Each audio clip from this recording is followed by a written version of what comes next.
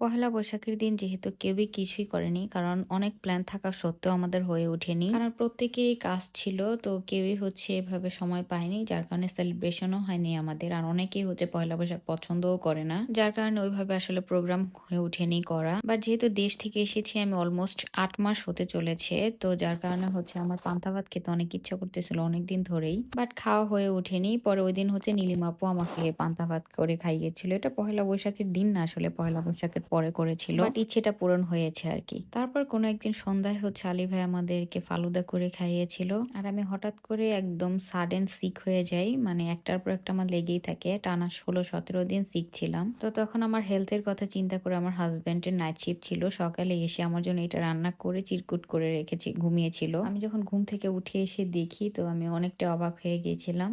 তারপর একদিন rainy day ছিল, ওই দিন হচ্ছে হঠাৎ করে প্ল্যান করলাম যে আমরা খিচুড়ি খাবো। তো পরে ওই দিন আমাদের আবার ইনভাইটেশন ছিল রাতের বেলা ডিনারে। তো আপুকে বললাম যে দুপুরে করেন খিচুড়ি, কারণ রাতে আমাদের দাওয়াত আছে। সো আপু হচ্ছে দুপুরে খিচুড়ি করেছিল। দেন আমরা সবাই মিলে হচ্ছে দুপুরবেলা খিচুড়ি, ইলিশ মাছ, তারপর সবজি, স্যালাড সবকিছু মিলিয়ে খেয়েছিলাম। এই আইটেম গুলো অনেক মজা হয়েছিল, মাশাআল্লাহ। আমি অনেকগুলো খেয়েছিলাম, আর আপু যেহেতু অনেকগুলো খিচুড়ি রান্না করেছিল, তো পরের দিন গিয়েও আমি ওই খিচুড়ি গুলো খেয়েছিলাম। তো তখনই হচ্ছে নীলিমা আপুর একদম সময় হয়ে এসেছিল ডেলিভারির। তো ওই দিনও নীলিমা আপু বলতেছিল যে হ্যাঁ বের হয়ে যাও, প্লিজ বের হয়ে যাও। মানে লাস্ট টাইমটা যেটা হয় আর কি, ওনার অনেক কষ্ট হইতো। তো তারপর হচ্ছে একদিন দিন ফাইনালি চলেই আসলো। তো লেবার পেনে হচ্ছে উনি হসপিটালাইজড হলো। তারপর ওনাকে দেখতে আমরা সকাল বিকেল ওয়েট করতাম, বাট এখানে হচ্ছে দেখা যায় না, হাজবেন্ড ছাড়া কেউ এলাও না। দেন আমরা হচ্ছে সকালে একবার যাই, সকালে যাওয়ার পরে দুপুরে আবার যাই। তো যেহেতু আমাদের খাওয়ার হয়নি দুপুরে, পরে আমরা আশেপাশে একটা রেস্টুরেন্ট ছিল, ইন্ডিয়ান রেস্টুরেন্ট, ওইখানে আমরা খেতে বসি। তো লাঞ্চ করি হচ্ছে, আমরা অনেকগুলো আইটেম দিই, এক একজন এক একটা আইটেম অর্ডার করি ট্রাই করার জন্য যে কোনটা বেশি ভালো। তো মোটামুটি সবগুলো আইটেমই মজা ছিল।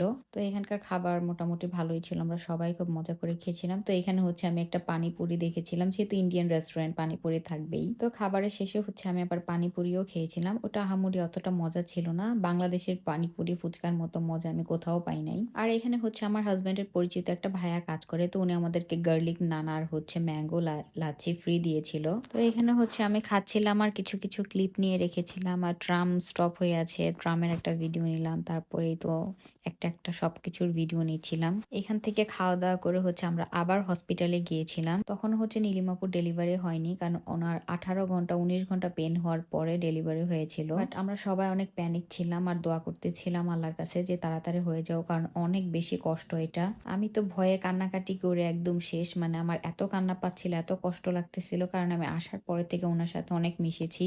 যেহেতু উনি প্রেগনেন্ট ছিল, উনি ছুটিতে ছিল, উনি অফিস থেকে লিভ নিয়েছিল, যার কারণে উনি ফ্রি থাকতো। তো আমি আর উনি অনেক টাইম কাটিয়েছি একসাথে। আর শুরুতে যেহেতু এসে আমিও ফ্রি ছিলাম, কিছুই করতাম না, তো তখন হচ্ছে আমি ওনার সাথে সকালে হাঁটতে বের হইতাম, বিকেলে খাইতাম, রাতে মানে অনেক অনেক আড্ডা দিয়েছি একসাথে আর কি। তো আমার কেন যেন অনেক বেশি কষ্ট হচ্ছিল, মানে আমার কেন যেন অনেকটা ফিল করতে পারছিলাম যে মনে হয় ওনার অনেক কষ্ট হচ্ছে, আসলে ওনার অনেক কষ্ট হচ্ছিল। তারপর গাড়ির মধ্যে আমি অনেক কান্নাকাটি করেছিলাম, আয়ানও পাগল হয়ে গিয়েছিল। তারপর দেখেন হসপিটালের ডোর এপাশ দিয়ে লক ছিল, আয়ান হচ্ছে ওর বাবার কাছ থেকে কি নিয়ে ও ওটা ওপেন করার ট্রাই করতেছিল। পরে ও কান্নাকাটি শুরু করে দেয়। তারপর ও বলে যে এখানে ও অ্যাডমিট হবে, তো 606-এ হচ্ছে ও অ্যাডমিট হবে। তারপর আলহামদুলিল্লাহ নীলিমাপুর সহি সালামতে ডেলিভারি হয়ে যায়, তো সবাই নিশ্চিন্ত হয়ে যাই আমরা। তো প্রগো হয়ে যাওয়ার অনেকদিন পরে হচ্ছে আমি একটা কেক ট্রাই করি, একটা কেক বানিয়েছিলাম, আর এই কেকটা একদম পারফেক্ট হয়েছিল। আর এটা হচ্ছে আমার ক্লাস থেকে করা ভিডিও, আমি এখান থেকে ভিডিও নিচ্ছিলাম।